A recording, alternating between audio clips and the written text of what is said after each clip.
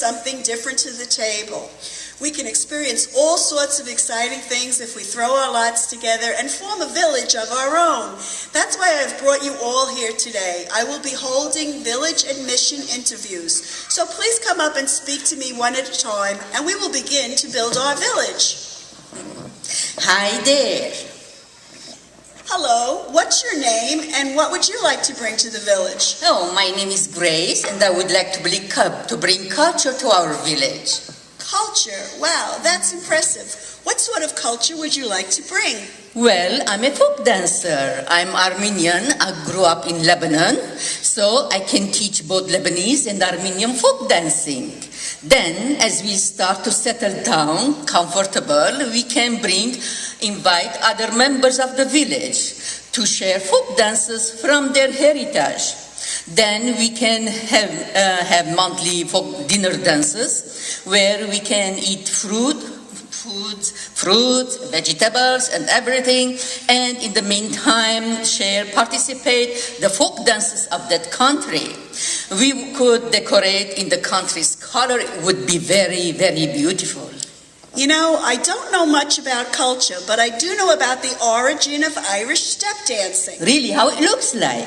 Well, it was invented because there was too much beer and long lines at the bathroom. You mean the green beer? I love that. Yes, lots of people turn green.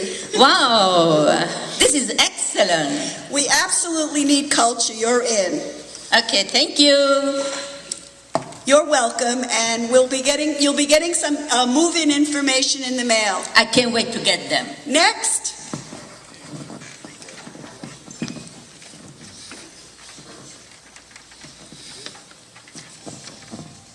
Hi, I'm Martin. Hi, Martin. What would you like to bring to the village? Books. Books? Yes, books.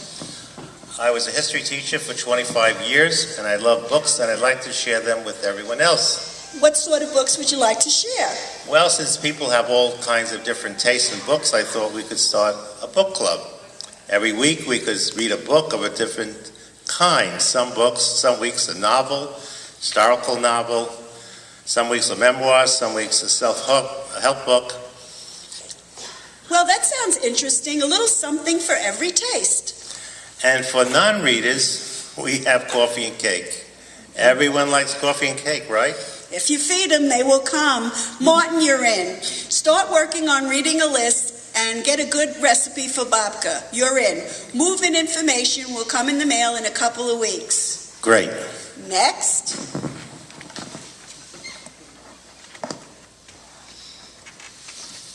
Hi, I'm Lenore. Hi, Lenore. What would you like to bring to our village? I want to sit. Of course. Please, have a seat. No, you don't understand. I don't just want to sit down. I want to sit. By all means, have a seat. No, you don't understand. I want to sit. Who's on first? What? No, what's on second? I don't know. Third base. Okay. No, really, what do you want to bring to the village? Well, as a young person, I was running around my whole life. I worked hard at school, helped my parents with chores all around the house, ran with friends. Then I got married. Running after my husband, cleaning up after them. And then I had children, schlepping them to school, to practice, piano lessons. It's not easy. Then they got married. Now I have grandchildren. And I'm schlepping again to karate and everything else. I bet a lot of women my age are doing the same thing. Now that I'm getting older, I just want to sit. I want to sit in the sun and just be. No running, no schlepping, no doing. Just sitting. I have to tell you, Lenore, that sounds wonderful right about now. Save me a seat in the sun. You'll be getting your move-in information in the mail in a couple of weeks. Thank you. Next. Oy vey.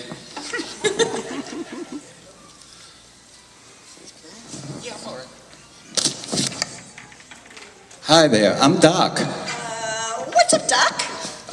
Wait a minute. What's up? The ceiling, that's up? Funny. You're a funny guy. What would you like to bring to our village? How about storytelling? That sounds great. Could you tell me one now? Well, let's see. I don't think these people really would remember what I'm thinking about, but maybe. Let's go back to the days, back to 1950-something. About, I think it was 1953 or 1954.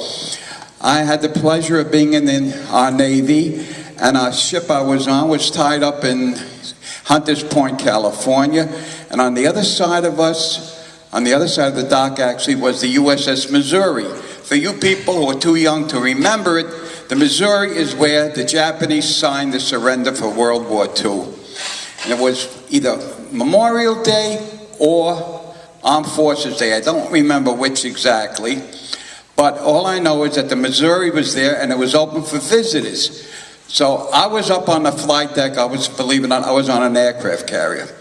And we were standing around with a few fellas, and this man comes walking by with his two children, and he says, "Excuse me, fellas, tell me where the plaque is."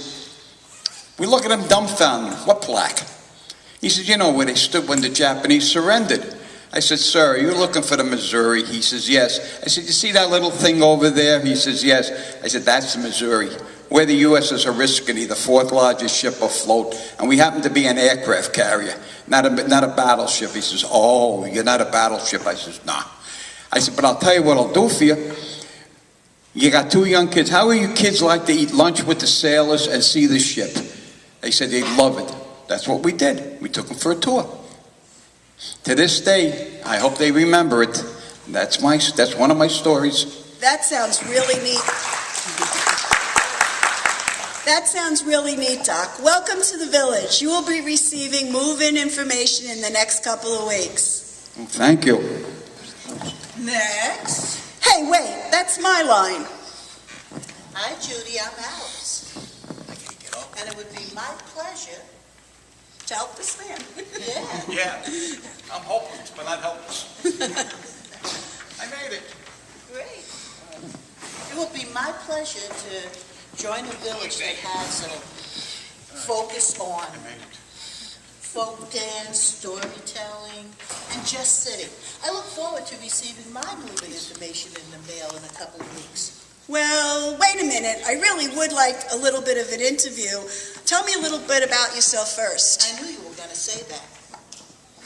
What are you, some kind of psychic? Yes, but I prefer the term griot from the African tradition. Really? Wow. What is that exactly? A griot is a West African storyteller. We have been revered through the ages as keepers of history, as poets and musicians. Many say we have the gift of sight. That's really great, but what would you bring to our village? Well, the way I see it, and you know I'm an excellent seer, you're going to need a lot of money to keep this village going. You know, you're right. I hadn't really thought of all that. That's why you need me. History and stories are all well and good, but girl, I can pick the winning lotto numbers. Welcome aboard. I knew you were going to say that.